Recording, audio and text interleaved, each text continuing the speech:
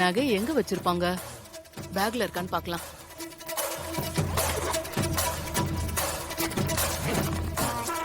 இதுல இல்லையே.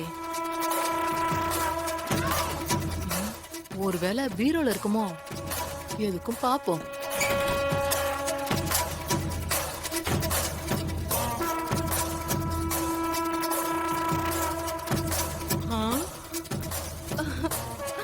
ஐயோ, ஐ,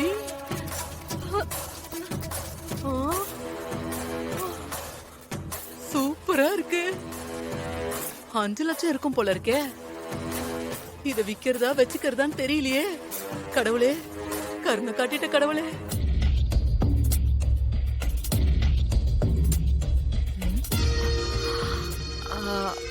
அண்ணி, நான் கொஞ்சம் ரூம் வரைக்கும் போயிட்டு வந்துடுறேன்.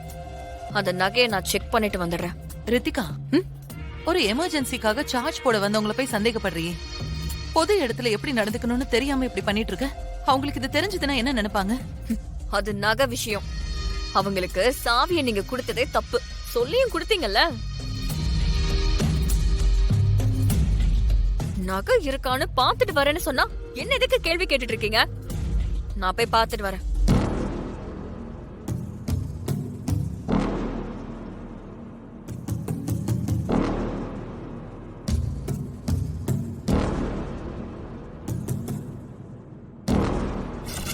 டப்பாவோட எடுத்துட்டு போனா மாட்டிப்போம்.